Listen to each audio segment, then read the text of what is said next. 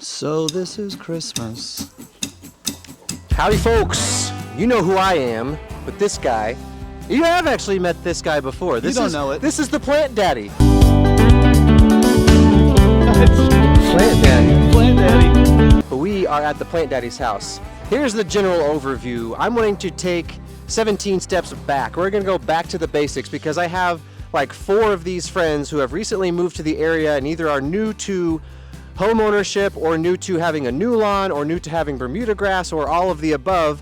So we're gonna go back to the basics and I'm gonna do a little bit of consulting over this whole year, 2023, with a normal lawn. Mine is not a normal lawn, right? Keeping it at a ½ inch is not a normal thing to do. So a lot of people get lost in that conversation and they're like, what do I do with my normal grass that I keep at 2 inches or 3 inches or whatever it is? So we're gonna go through a lot of that with all of these guys, the newbies to lawn care, and we're gonna have a lot of fun with it. So it's almost Christmas. We're a week before Christmas. This is new construction, new sod. So Plant Daddy, when was the sod actually laid out here? So I would have to guess it was around the 1st of September. We bought the house shortly after and they had just laid it right about that time. Okay, so yeah, fresh, new lawn. Looks like you've got a little bit of a Brett Goodyear situation going on out here. That guy's always got trucks rolling over his lawn, and you got some tracks in your hell strip, bro.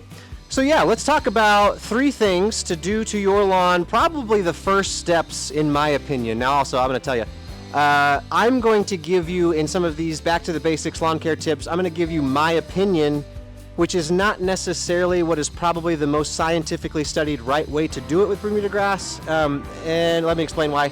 If you talk to all the pros, so some of these people that I talk to, some of these NFL, MLB professionals, like actual turf people, they know the right answers. However, I am but a homeowner with a full-time job, and I don't have time or resources. A lot of people don't have the budget to do a lot of this stuff. A lot of people don't have the budget to do what I have done.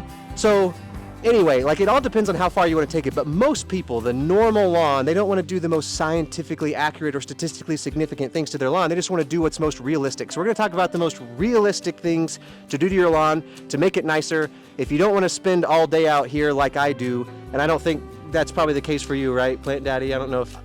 I mean...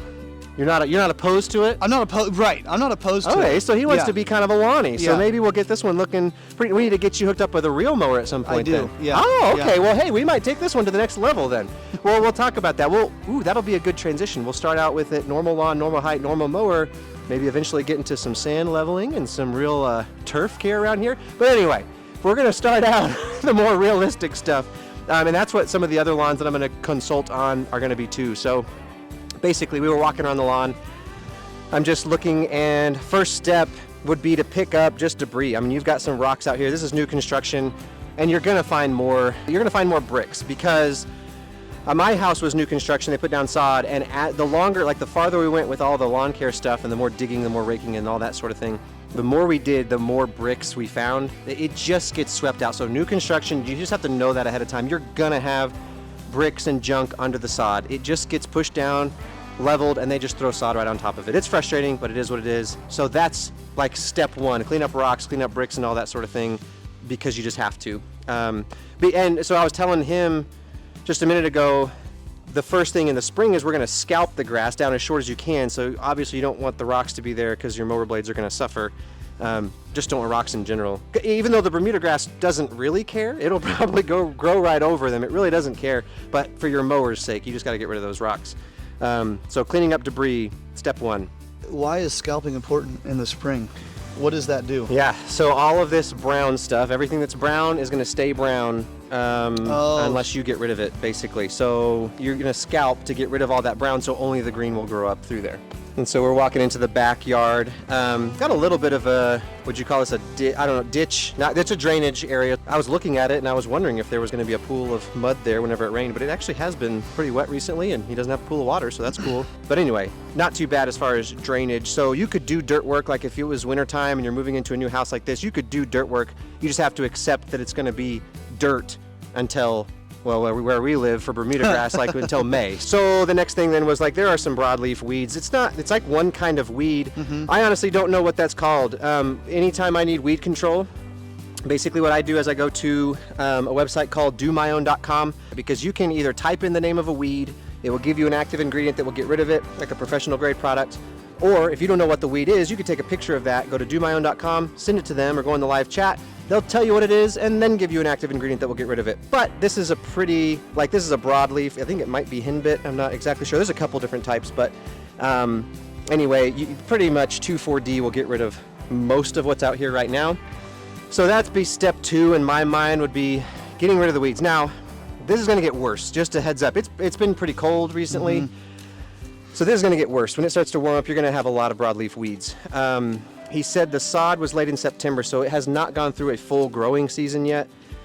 A little bit of a limitation on doing pre-emergent then. You want the sod to have been down for more like 6 months. If I were going to do this, if this were my lawn, I would say this is going to stink, but we're going to have to do post-emergent control as much as possible for the first part of the year. Wait until you have a pretty full green grass lawn. And then do pre-emergent. I think you could do that like in the middle of the summer.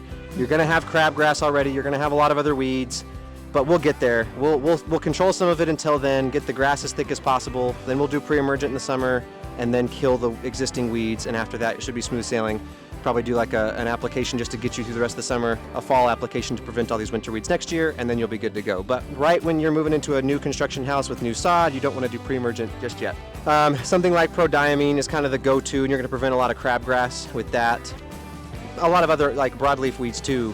But then I've gone on to like upper level. I've called like my golf course superintendent friends and said, hey, what do you use for pre-emergent?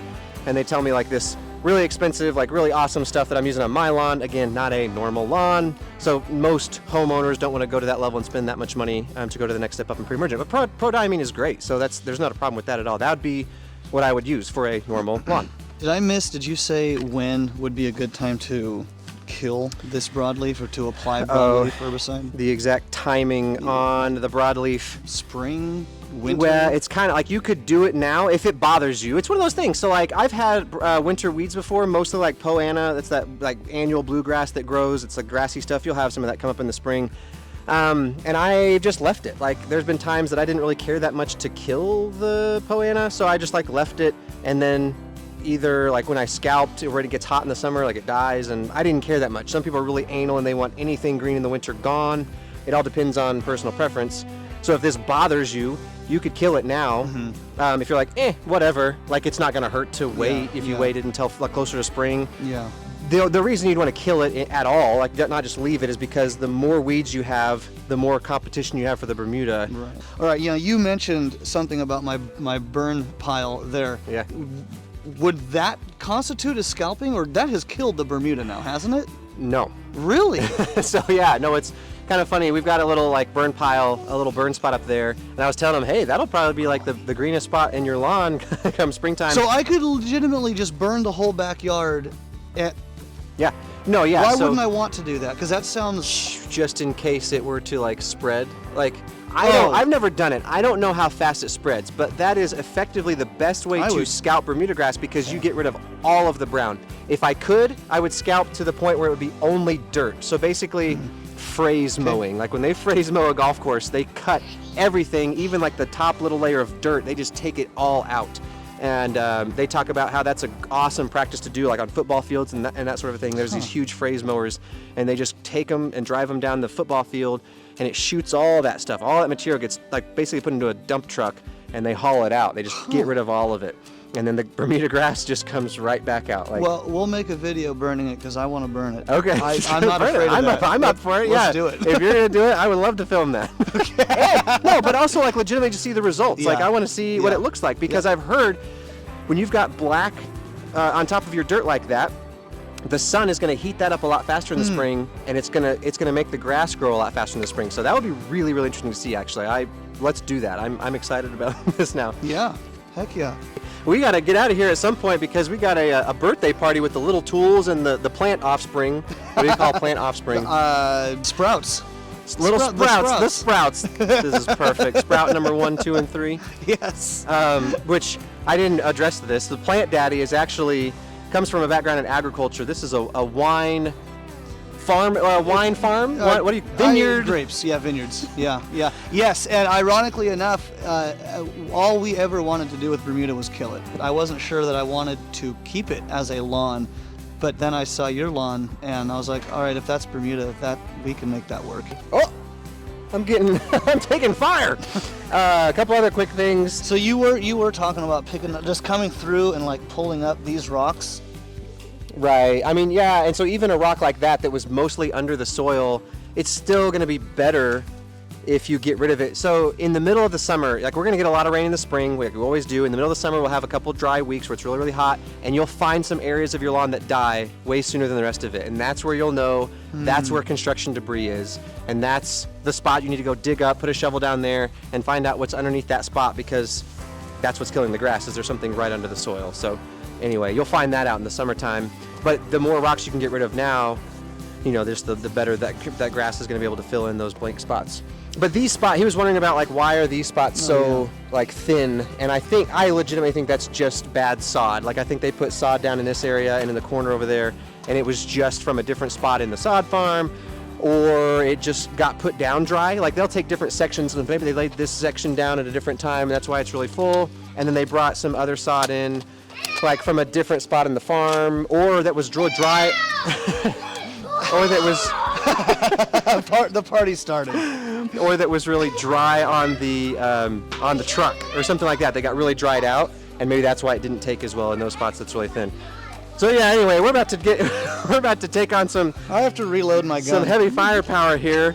Gonna have a party with the Sprouts and the Little Tools, the Sprouts, and the rest of these kids. So anyway, hopefully you guys learned something and enjoyed it. Let me know what kinds of questions you have, because if I get questions, thelawntools@gmail.com, direct message on Instagram, comment here. Let me know what your questions are, so any of you newbies that are like in the same spot as Plant Daddy. All right, so Plant Daddy, do you have any parting words for us here? Yeah, if you like what this guy's doing, he's worked so hard at it. He's so good.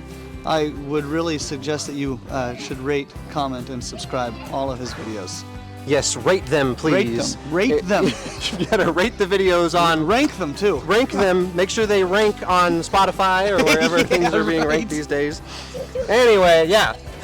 Okay. It's party time. Party time. We'll see you guys later.